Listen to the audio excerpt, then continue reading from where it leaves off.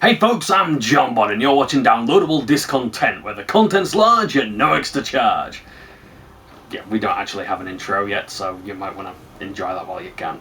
Downloadable Discontent is a new show I plan on doing for this channel where I'll simply be reviewing DLC in all its forms, be it weapon packs, cosmetic items, or expansion packs. You can expect to see anything that isn't the base game here. The reason why I'm doing this is because Johnbonne reviews are only for the base experience. If I review a game that includes DLC which makes it better or worse, I might end up giving it a worse overall judgment. That, and I don't want to show you footage that isn't representative of that game, but rather a paid extra. Please note that these reviews are made in the assumption that you own the base game and you're watching this review to find out what the new content covers. I won't be talking about anything but the new additions of the game, so if you want to find out what Dawn of War 2 is all about, you can see my review elsewhere on the channel. Now, despite the title, this new content isn't all about me being pissy about DLC. On the contrary, it's about seeing how much you're getting for your money and how well it complements the base game. Now, I know it's only a short while ago, but today we'll be looking at Warhammer 40,000 Dawn of War 2.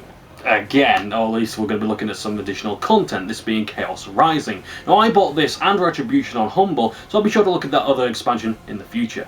In the grimdark future, there is only more video game reviews and even shittier practices in the games industry. Speaking of shitty practices, Chaos Rising isn't so much an expansion, but rather on this DLC. What do you call it when it's digital? Whatever the case, when I bought Chaos Rising, it didn't require any time to install, meaning that it must have already come with the Dawn of War 2 install.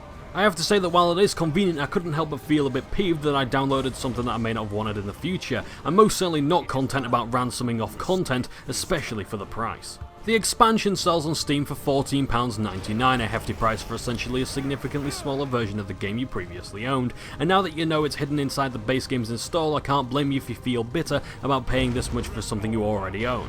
And it takes a while for the expansion to be worth its cost, as there's few things that will make it feel like a fresh experience. In fact, the story was easily the best part about the expansion, and if you've not played Dawn of War 2 already, spoiler alert.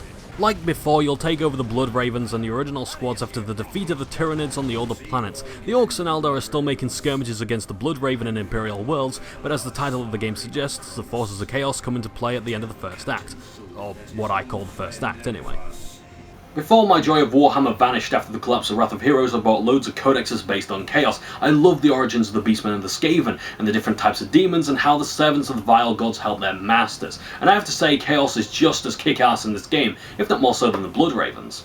So much so that the influence of Chaos plays a major part, if not the single most important gameplay feature in this expansion. You see, you can become corrupted by Chaos and take on all kinds of changes and enhancements if you succumb to its power, but this can only be done after your first encounter with the Heretics. The influence of Chaos can be found by equipping tainted war gear, and in turn you can enhance the different squad's unique abilities to do a lot more damage, crowd control and support. Becoming a traitor Space Marine is fairly easy, as all it really requires is to ignore the objectives which redeem you.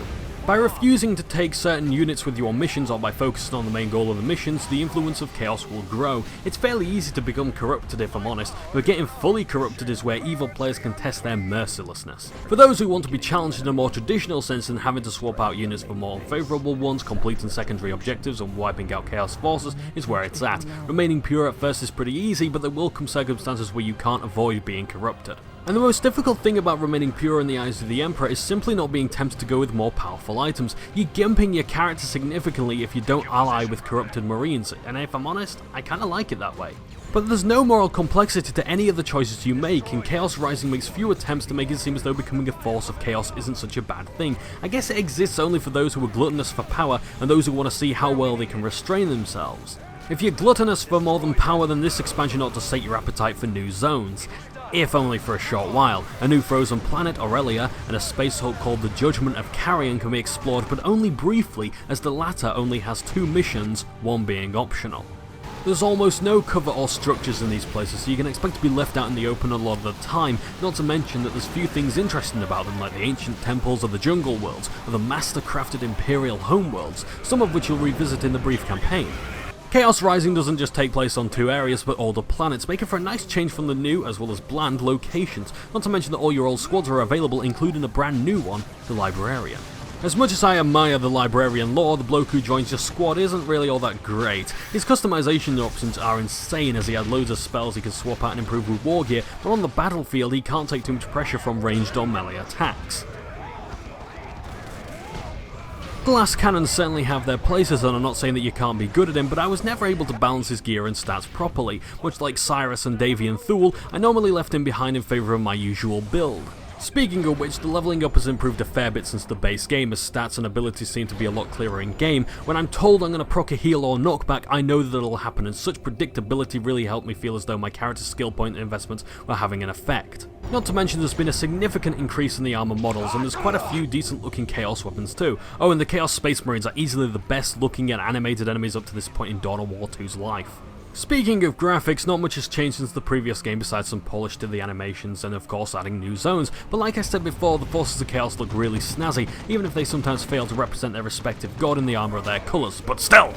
There's not much to say in the way of sound design either, as there's virtually no new tracks for all the planets and the new zones have unremarkable music. However, the game does add a load of new voice lines and lots of dialogues during the mission debriefings. Open a portal. No, I think not. A change in leadership is in order.